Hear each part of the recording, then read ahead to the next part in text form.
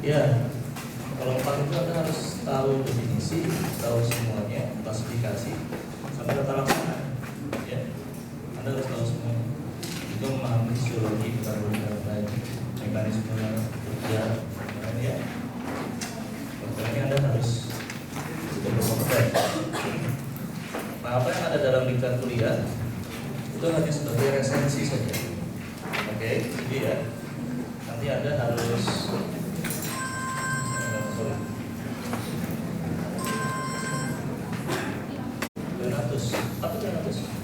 bayi baru lahir, ya.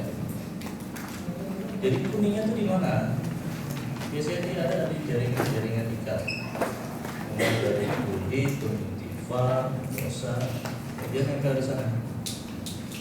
Tapi dia menempel kalau kadar bilirubinnya sudah akan terlihat kalau dia di atas 5 mg per desiliter. Ya. Nah, untuk tahu kadar ini tentu Anda harus menggunakan laboratorium. Selama Anda belum pakai kadar bilirubin dengan laboratorium, Anda tidak bisa menyebut hiperbilirubinemia dan disebutnya sebagai kondisi klinis ikterus. Jadi ikterus sudah penilaian klinis, ya. Kalau hiperbilirubinemia adalah berdasarkan laboratorium, ya. Indikasinya adalah dari klinis tadi, bayinya ikterik nih, cek kadar bilirubinnya berapa. Kalau dia meningkat, dia hiperbilirubinemia. Nanti apakah dia direct atau yang conjugative, atau dia indirect atau yang unconjugative, itu berdasarkan dari hasil labnya, ya. Nah, Anda semua nanti di klinik akan melihat bahwa bayi itu kuning, dan itu merupakan hal yang fisiologis. Tapi ya, jadi semua bayi bisa kuning. Jadi kalau ada bayi yang saya kuning dong, jangan dibikin parno ibunya, wah bahaya bu, nanti bisa kejang bisa mati. Memang ada beberapa kondisi yang menjadi encephalopati, ada betul. Tapi sebagian besar ini adalah kondisi fisiologis saja, semuanya bisa kuning. Ya. 60%. Ya. Ada yang di atas 10 juga. Kuningnya kayak gimana sih? Nah, sulit kalau orang awam yang belum pernah melihat bayi kuning, ya.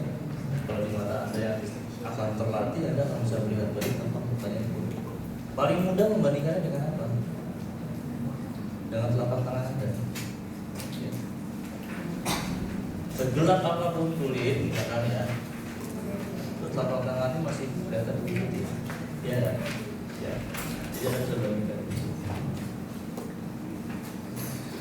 Bisa kelihatan di muka atau sampai nanti ada gambar scalingnya berdasarkan Kramer, skala Kramernya, ya. Bagaimana itu bilirubinnya, ya. Jadi memang di atas 60%, ya. Data saya ambil dari RSJ itu tahun 2014, ya. Jadi kadar bilirubin itu sampai di atas 5 mg per desiliter sekitar 50%, jadi cukup tinggi. Dia hampir semuanya kuning, ya. Nah, yang perlu perhatian adalah apabila kadar kuning itu mencapai kadar tertentu, di mana dia memerlukan terapi, ya, di atas 12. Dan sekitar 20% itu akan mortalitasnya tinggi kalau dia sampai di atas 20. Ini yang kita khawatirkan, 20 sampai 20 menyebabkan ikterus, ya.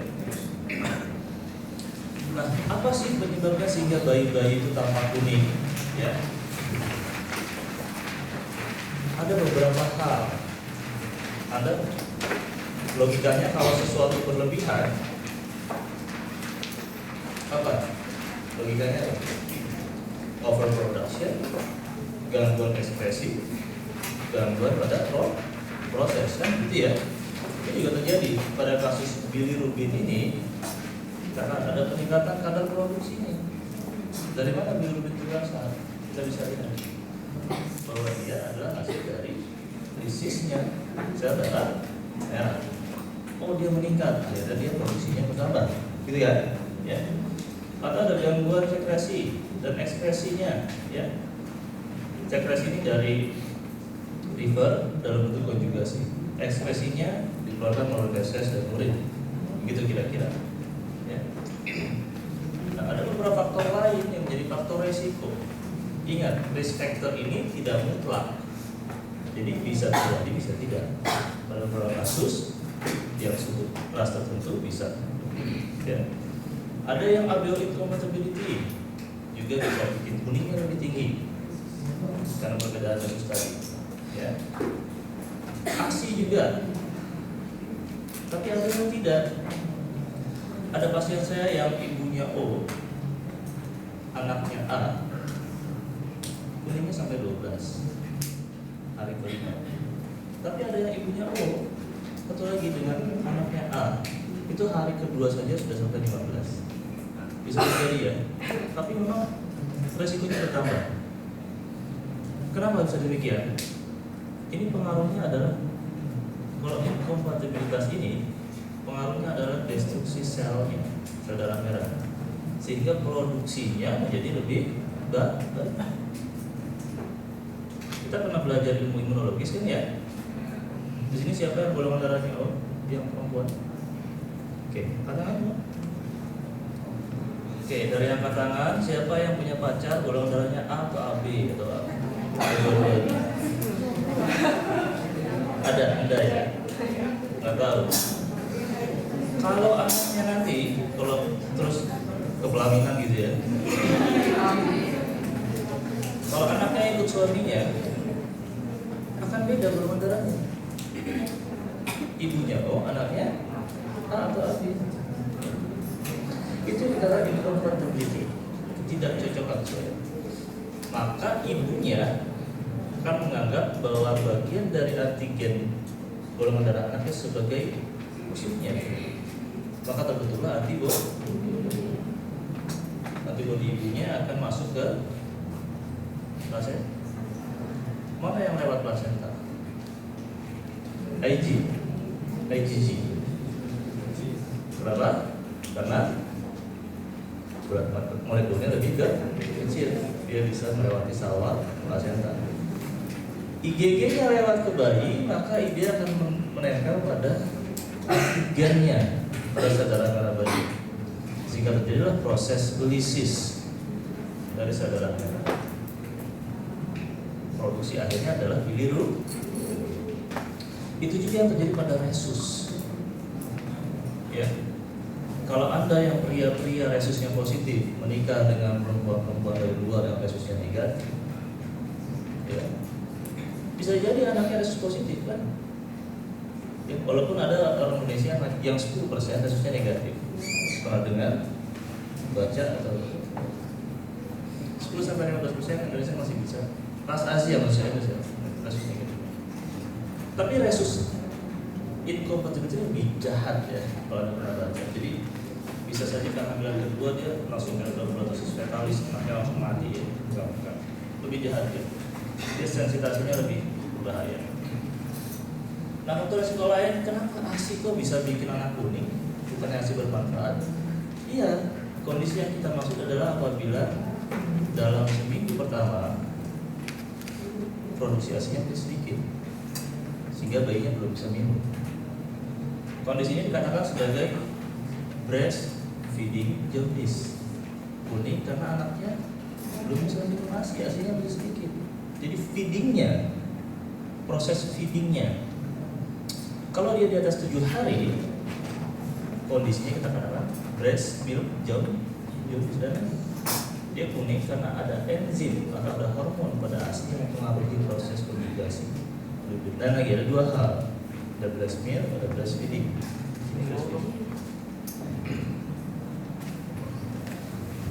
Faktor perinatal, trauma lahir, infeksi, anaknya divakum, ada benjol di kepala, hematom, isinya darah. Kalau Anda berkelahi, Anda ditonjok, Anda memar merah. Apa yang terjadi kemudian? Hematom kan? Dia ada proses lisisnya.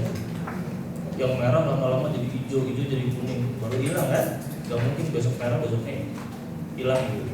Jahit ya. Nah itu proses lisis. Jadi dihancurkan saudara-saudara, didegradasi ya. Nah itu produksinya bilirubin. Artinya kalau ada bayi-bayi dengan sefal hematom, dengan ekinosis, resiko dia menjadi meningkat bilirubinnya lebih tinggi dari normal lebih besar. Infeksi juga demikian. Infeksi mempengaruhi lisisnya saudara-saudara. Kemudian beberapa hal lain seperti prematuritas, diabetes, polisitemia, di mana kadar hematokritnya lebih dari 65%, ya, maka produksinya juga lebih banyak. Karena sel darah merah dia lebih banyak dari bayi normal. Ini lain-lain ya. Nah, Anda harus memahami ini. Anda kalau sokak, ya, saya buat sokak dari gambar ini. Anda akan bisa jelaskan bagaimana patofisiologinya sehingga bilirubin meningkat. Ya. Jadi anak kedokteran itu harus hobi baca fisiologi. Kalau Anda mau saya fisiologi, Anda gampang sekali menjelaskan patofisiologi. Gitu. Dari mana bilirubin berasal? Ada dua, dari sini dan dari faktor luar dari res. Ya, ini yang gampang deh. Ini, ya, ada yang berasal dari susu, ada yang bukan dari susu tulang. Ya, ini nggak punya kamu slide-nya. Jadi hemoglobin ini akan mengalami oksigenasi oleh oksigenase menjadi bentuk biliverdin. Biliverdin ini warnanya nggak kuning tapi dia hijau, ya. Nah, produksi ini juga bukan mutlak punya eritrosit, ya. Hanya 90-97%, sisanya adalah dari mioglobin, sitokrom dan lain-lain yang belum produksi sempurna. Si bilirubin ini akan mengalami reduksi oleh enzim reduktan menjadi bentuk yang lain bilirubin. Nah ini yang menjadi masalah karena dia bersifat toksik terhadap sel saraf, neurotoksik. Nah oleh karenanya badan kita itu sedemikian hebat diciptakan oleh Tuhan, ya, bahwa apabila ada yang berbahaya dia harus diikat. Maka yang menemani dia kemana-mana adalah albumin. Diikat itu sel toksik tadi, ya. Tapi kemampuan albumin ini terbatas, tergantung dari kadarnya dan penggunaannya. Karena kita tahu albumin bukan hanya digunakan untuk transport bilirubin saja, tapi ada beberapa zat seperti antibiotik juga dipengaruhi oleh albumin. Percaya nggak? Ya. Pasien-pasien dengan berat badan lahir rendah dan prematur tentunya kadar albuminnya lebih rendah dibanding yang normal, ya. Nah kalau bilirubin yang bebas, yang free bilirubin ini banyak, yang tidak terikat, maka itulah yang bisa masuk ke dalam sistem saraf pusat. Kenapa? Karena sifat bilirubin ini adalah lipofilik. Dia gampang terikat dengan lemak, ya, karena blood brain barrier terdiri dari saraf dari lemak, ya, dia bisa terikat. Ini yang berbahaya. Nah, yang terikat tadi kemudian dibawa kemana? Dibawa ke liver. Nanti dia ketemu dengan reseptor di sini, ya, ada reseptornya. Di reseptor sana dia akan terikat dengan ligandin, protein Y, protein X. Ada dalam situ, saya bikin penjabarannya, ya, dalam slide. Dia akan membawa protein bertanggung jawab dari permukaan sel hepat kemana? Retikulum endoplasma. Nah, di situ dia akan dikonjugasikan, ya, oleh transferase menjadi bilirubin glukuronida, ya, gugusnya 2 malah, ya. Nah, kemudian baru dia dikeluarkan kemana? Melalui saluran bandul ke usus 12, ya. Di sana di metabolisme. Kalau misalkan masih steril ususnya, belum ada bakteri, maka bilirubin tadi belum akan berubah warnanya. Dia masih akan tetap kehijauan seperti itu, ya. Makanya bayi-bayi biasanya kalau yang masih baru lahir, SS-nya akan berwarna sedikit kehijauan. Nah, kalau dia sudah ketemu bakteri, ya, berasal dari minuman, berasal dari jalan kaki dan ASI dan lain-lain, maka akan dirubah menjadi urobilino. Urobilinogen tadi akan berubah jadi stercobilin melalui feses dan urobilin melalui urin. Stercobilin ini yang mewarnai feses Anda, fesesnya bayi yang tadinya hitam, hijau, lama-lama menjadi kuning. Urobilin ini yang bertanggung jawab mewarnai urin menjadi kuning. Oke ya, ini proses normal. Kalau dia minumnya kurang, maka bisa terjadi penyerapan kembali bilirubin dari usus ke hal ini dinamakan dengan siklus enterohepatik. Paham ya? Ini tidak ada. Saya dapat tanggung jawab ya. Oke. Nah, pada sebagian besar neonatus dia ada peningkatan bilirubin diare pada hari-hari pertama kehidupan. Ya, karena proses tadi, proses usia dan lain-lain. Ya, dengan proses usianya. Jadi kalau umur eritrosit dewasa berapa? 120 hari. Kalau pada neonatus 80 sampai 90 hari. Selama di dalam rahim juga bisa jadi proses itu. Cuma dalam rahim dia ada plasenta, ya, yang mengganti fungsi liver. Tapi begitu bayinya lahir, plasenta diputus, dia harus mandiri. Sedangkan fungsi livernya, enzimnya belum sempurna, ya, baik itu reseptor, ligandin maupun enzimnya, sehingga proses konjugasi terganggu. Nah, kita akan melihat kapan timbulnya kuning. Itu menjadi cut off kita untuk menentukan apakah dia fisiologis atau dia patologis, ya. Karena yang fisiologis akan timbul peaknya adalah hari ketiga sampai hari kelima. Yang timbul 24 jam pertama adalah yang patologis. Penyebabnya adalah biasanya karena tadi alveolar incompatibility, resus, atau infeksi, atau defisiensi D6PD, G6-4 dehidrogenase, enzim yang bertanggung jawab terhadap intaknya sel permukaan sel dalam darah. Ya. Nah, yang timbul 24 sampai 72 jam biasanya karena fisiologis atau ABO yang ringan tadi, ya. Polisitemia, hemolisis, hipoksia, sferositosis, gangguan bentukan darah merah dan lain-lain, ya. Nah, oleh karenanya dalam pendiagnosisan kita mengklasifikasikan dalam virus yang fisiologis, ya. Pada usia 23 hari mulai tampak kuning, ya. Setelah hari kelima ke 7 baru peaknya, kemudian turun. Kalau yang fisiologis, dia tidak melewati kadar yang membahayakan dan tidak mempunyai potensi terjadinya third icterus atau neonatal bilirubinnya encefalopathy. Nah, ini akan kelihatan jelas pada hari kelima dan keenam dan menghilang mulai pada hari ke-10. Ya.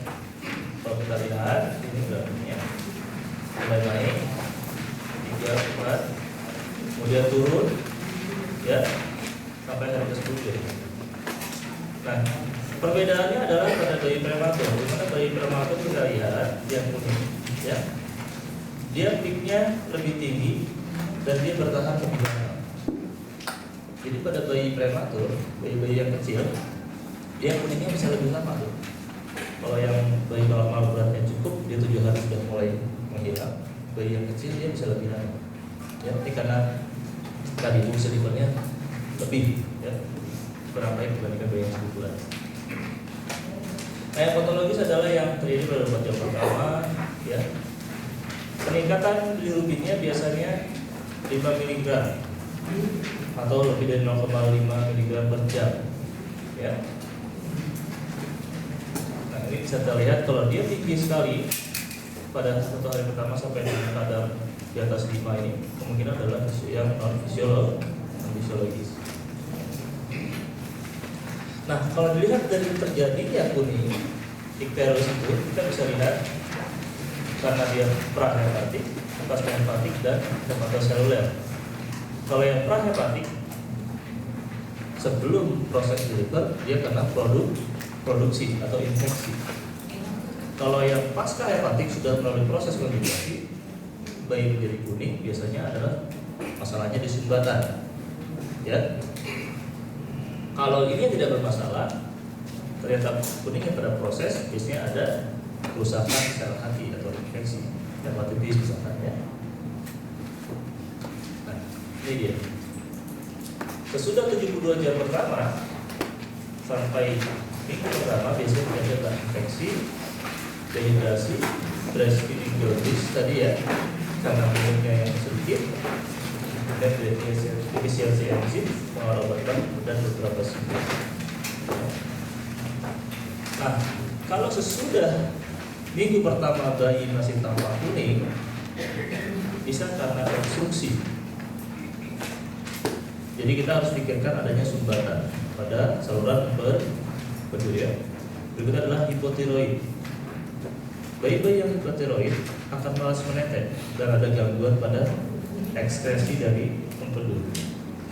Yang berikut adalah breast milk jaundice, jadi kuning karena ada tadi ya, ada enzim atau hormon pada asinya sehingga mengganggu konjugasi bilirubin pada hati. Apa komplikasi yang berbahaya dari yang ini? Dari itu ini yang kita takutkan adalah terjadinya hiperterus ya, atau hiperbilirubinnya ensefalopati. Sindrom neurologis karena deposisi bilirubin yang tidak terkonjugasi atau yang indirect atau yang bentuk bebas tadi. Ya, dia toksik karena dia nempel pada sel-sel neuron dan begitu dia nempel dia akan merusak dan itu irreversible. Ya, kalau sel saraf rusak sudah irreversible, tidak bisa kembali lagi fungsi. Di mana dia biasanya kena? Yang paling kena adalah ganglia basalis dan cranialis, saraf-saraf cranialis. Ya, sudah kena. Kita lihat ini, kalau sudah seperti ini, sudah tidak bisa apa-apa lagi. Ya. Untuk mencegahnya, dilakukan exchange transfusion ya, exchange transfusion itu pun tidak bisa menghilangkan yang sudah nempel itu. Jadi sebelum ini terjadi, kalau dia kadarnya sangat tinggi, untuk segera menguranginya, dilakukan transfusi itu. Bukan. Tapi itu kalau Anda waspada, nantinya bergantung dokternya. Ya, kalau terlambat ya sudah masuk. Kalau yang unconjugated bilirubin tadi, bilirubin sudah masuk lewat saluran darah otak, sudah menempel di sini, kita tidak bisa melakukan apa-apa. Disinar nggak bisa, ditukar nggak bisa. Ya, kita tinggal lihat sequelanya aja nanti. Ya, sequelanya apa? Bisa CP anaknya, cerebral palsy, ada gangguan pada perkembangannya, pada motoriknya terganggu. Ya. Gambarannya kita bisa lihat dari yang paling ringan yang akut adalah anaknya nggak mau neten hidung, kemudian ada kejang-kejang, ada hipotonus, anaknya lemas saja, atau malah hipertonus, anaknya kaku saja, ya, ada demam. Yang bentuk lanjutannya adalah bisa ada gangguan pada perkembangan motorik. Ya. Nah, bagaimana tugas Anda sebagai koas nanti di rumah sakit atau sebagai dokter nanti di puskesmas mencegah nih jangan sampai terjadi komplikasi ini. Karena komplikasi ini angka mortalitasnya cukup tinggi, tadi kita katakan berapa persen? 22%. Ya, kematian. Jadi pencegahan yang paling baik, bagaimana mencegah supaya bayi terlalu ini? Terlalu feeding, segera berikan minum. Begitu bayinya lahir, diminumkan. Bagaimana kalau asinya nggak keluar? Nggak apa-apa, dirangsang terus. Karena saking dari bayi, refleks menghisap dari bayi itu akan merangsang oksitosin dan prolaktin ibunya kan, sehingga asinya akan semakin banyak. Bagaimana kalau keluarnya baru 3 hari? Tidak jadi masalah. Bayi masih bisa tidak minum ASI sampai 3 hari, selagi dia tidak hipertermi dan dehidrasi. Bagaimana kita tahu dehidrasinya? Kalau berat badannya turun lebih dari 10%, kita curigai dehidrasi. Dia demam, ya, awas dehidrasi. Kalau dehidrasi, mau tidak mau kita cari sumber yang lain. Ya, apa rekomendasinya? ASI dong, tetap ASI nomor 1. Kalau nggak ada ASI donor, ASI apa? Kalau nggak ada ASI donor dikasih apa? Cari ASI donor lagi. Nggak ada lagi. ASI donor lagi. terus berusaha mencari ASI donor sampai yang terakhir baru susu formula. Jadi susu formula paling akhir, opsi yang paling akhir. Dan ASI donor juga Anda harus tahu siapa sumbernya.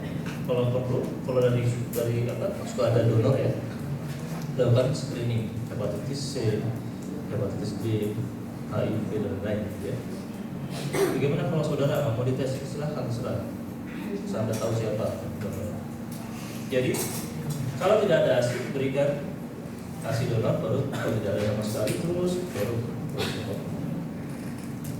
Yang namanya ASI eksklusif tidak ada tambahan apapun termasuk air putih, kecuali obat-obatan atas indikasinya.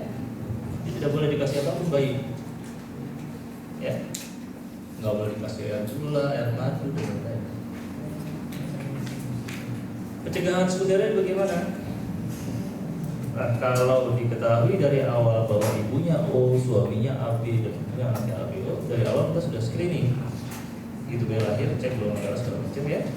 Terus perhatikan, kita follow up, lihat tanda-tanda vital bayinya dan lihat kuningnya, ya, dimonitor. Kalau dalam 24 jam pertama sudah kuning, diperiksa. Artinya dia kemungkinan adalah patologis. Kalau patologis, kita sudah bisa membayangkan dalam 24 jam pertama saja sudah kuning, maka selama 7 hari itu masih bisa bertambah dia.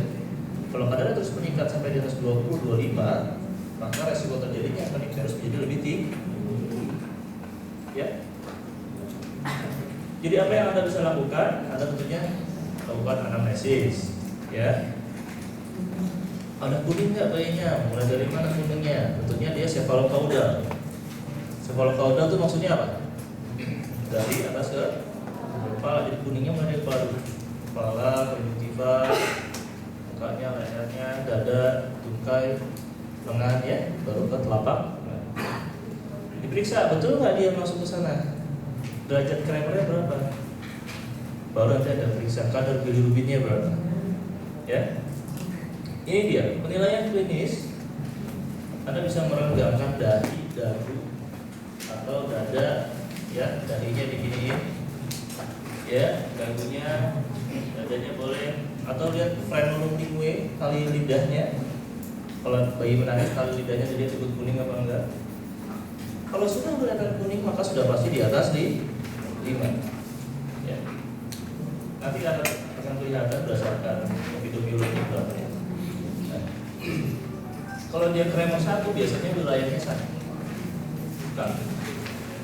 Ya, kalau Kramer 2 sudah sampai dada,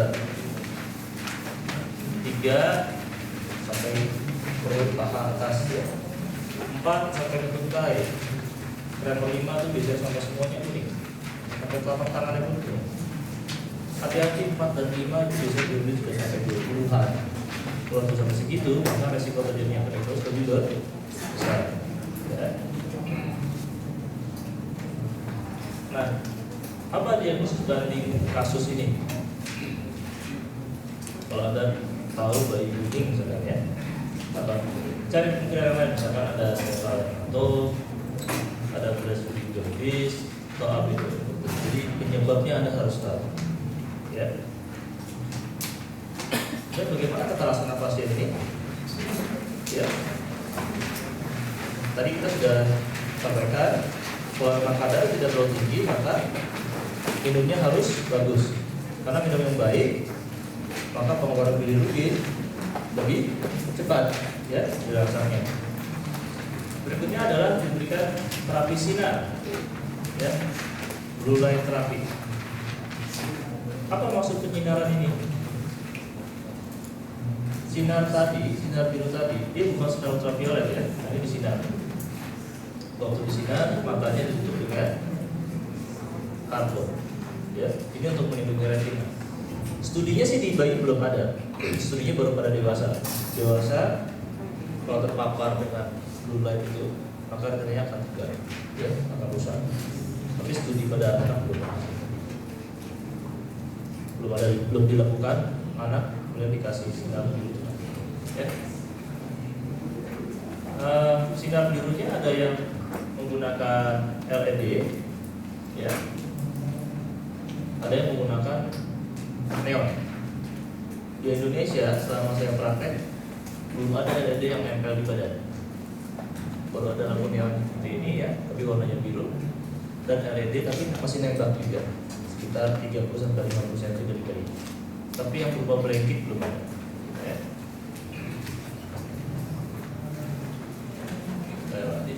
Nah, ada akan mengenal nanti ini namanya, ini adalah tabel dari programnya Butani. Ya, Butani ini peneliti dari India. Normogram ini maksudnya adalah memperkirakan kalau seorang anak misalkan usianya 48 jam, ini ya, dia kemudian bilirubinnya adalah 15, maka dia masuk dalam high risk zone. High risk zone artinya dia resiko untuk terkena coronavirus lebih besar. Ya, bayi-bayi di atas high intermediate risk zone biasanya sudah indikasi untuk difototerapi. Oke, kalau dia di high risk zone, dipikirkan perlu tidak dilakukan exchange transfusion. Oke, hati-hati. Nah, normogram ini kemudian dipengaruhi beberapa hal. Ini ada garisnya putus-putus, putus panjang dan garis lurus.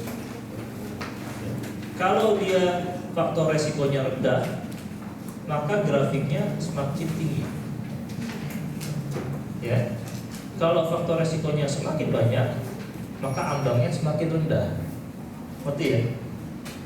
Jadi kalau bayi dengan resiko yang tinggi, apa resiko tinggi? Misalkan ada G6PD, lahirnya asfiksia, ibu kemungkinan ABO incompatibility. Ada pakai grafik cut off-nya adalah yang ini. Ya, yang ini, yang hitam ini. Kalau dia lahir cukup bulan, faktor resikonya nggak ada pakai yang ini, cut off-nya.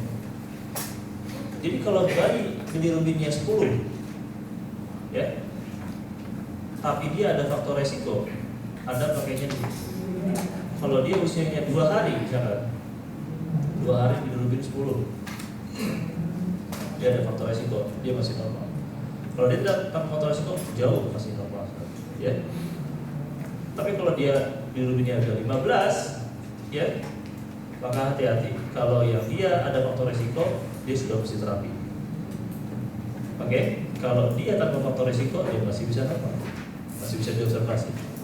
Ya, di atas 15 Anda pikirkan untuk fototerapi. Ini juga dari beberapa literatur kita ambil, semuanya sama. Ya, nah yang kita pakai adalah blue light terapi, dia bukan ultraviolet.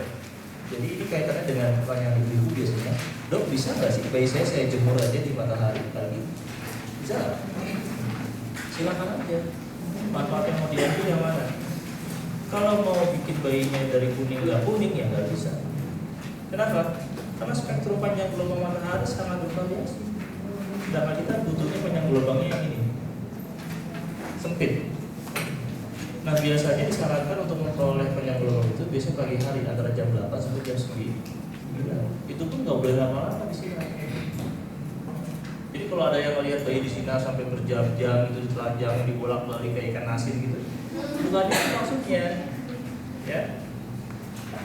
Malah itu kena ispa, ya kan? Ditaruh di pinggir jalan pakai kursinya, betul. Ada kan lihat itu di beberapa daerah, ya.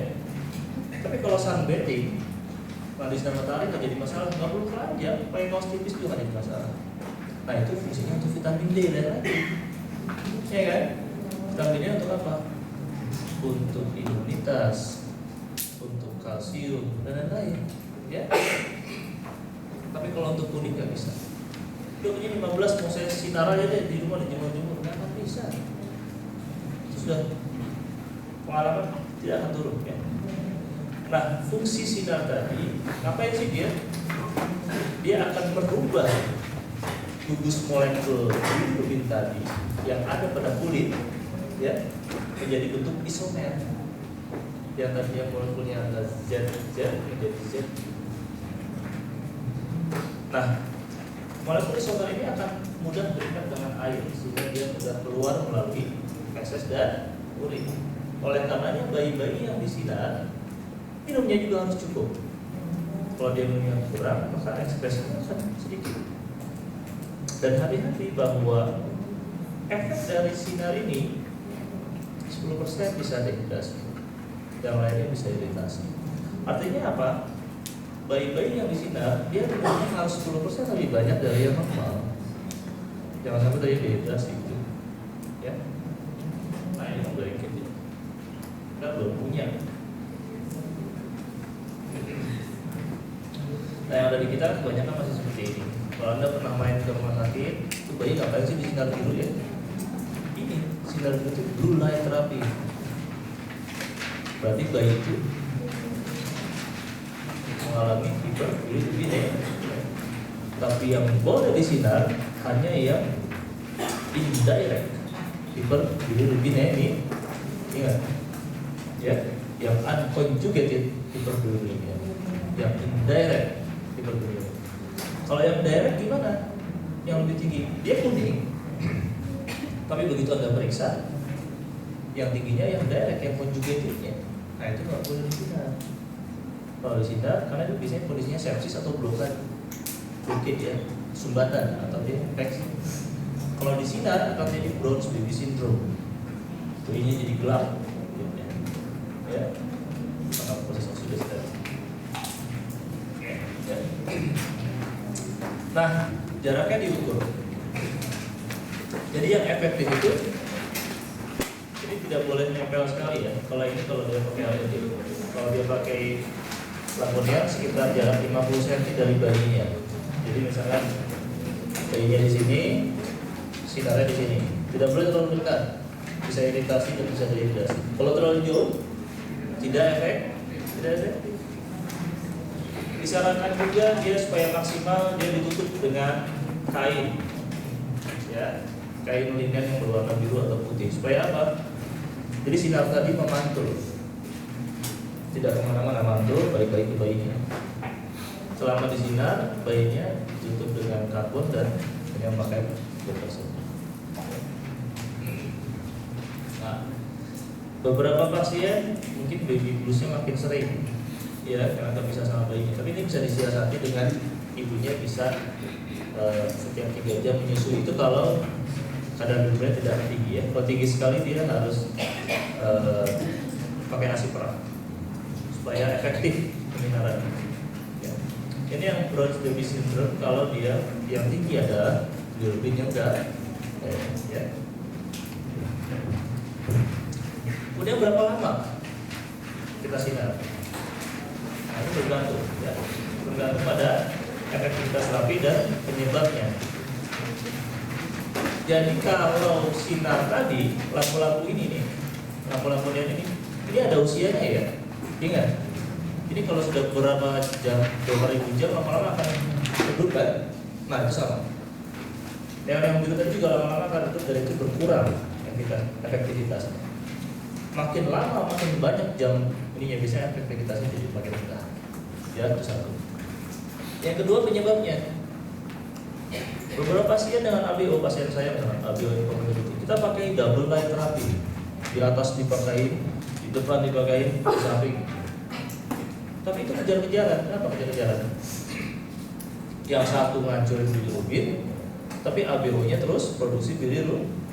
Jadi seberapa cepat kita bisa tahu dan seberapa banyak dia bisa diturunkan bergantung dari penyebabnya. Jadi turunnya bisa, kalau yang tanpa penyebab, misalkan fisiologis tapi tinggi karena kurang minum, kadang-kadang misalkan 17. Dia dengan satu lampu saja single light, satu hari 24 jam bisa turun 3-4 digit. Itu diperiksa ulang, besoknya turun dari 14. Dengan satu lampu. Tapi kalau dengan ABO, dia dengan double light tadi, ya, bisa cuma turun satu saja. Ngerti ya maksudnya ya? Karena produksinya masih cukup banyak. Nah, itu kejar-kejaran. Ya. Nah, kita bisa lihat seberapa bagus responnya dari pemeriksaan yang serial. Bisa tiap 8 jam, 12 jam, 24 jam tergantung klinisnya. Kalau kira-kira ini kurang bagus nih, bayinya mulai nggak mau nyusu, malas menetes atau ada kejang, kita khawatir sudah sampai panikterus, kita bisa periksa 12 jam, bisa periksa 8 jam. Oke? Kalau tidak ada masalah, periksa 24 jam. Ya. Nah, ini. Kalau kadarnya sudah turun dalam kurva tadi, normogram tadi dalam batas yang aman, yang normal, kita bisa pulangkan, stop terapi dan pulangkan. Ya. Nah, ini adalah contoh exchange transfusion. Transfusi ini kita lakukan untuk yang kadar bilirubinnya tinggi, yang kita khawatir terjadi ya, terus. Proses ini dengan mengambil darah bayi dibuang, diganti dengan darah donor dengan golongan darah yang sama.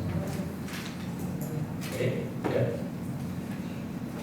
Jadi menggantinya itu tidak darah bayinya dibuang dulu, dimasukin donor itu enggak, kering dong bayinya ya.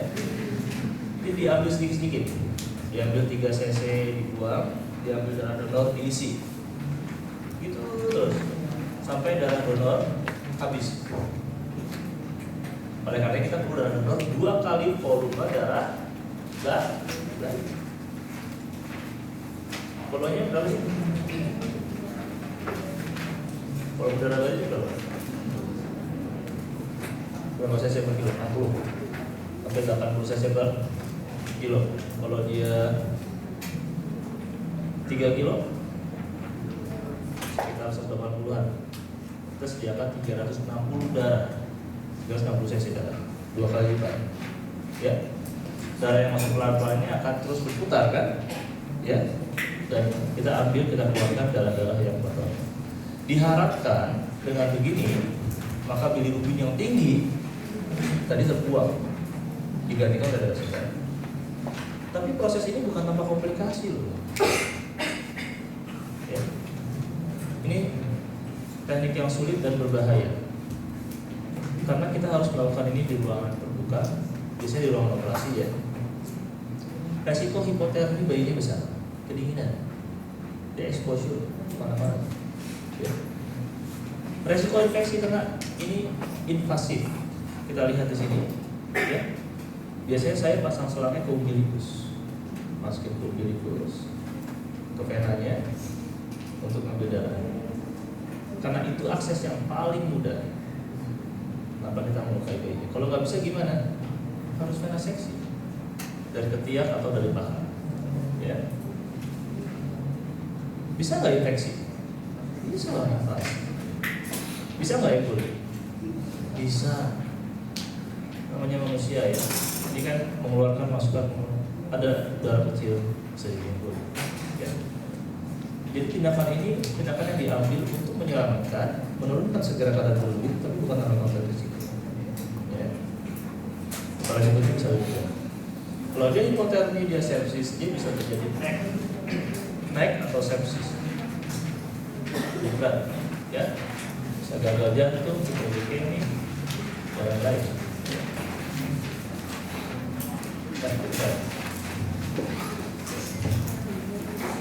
Kira-kira demikian kuliah dalam di sini ya. Teman-teman, bermanfaat. Terima kasih. Assalamualaikum.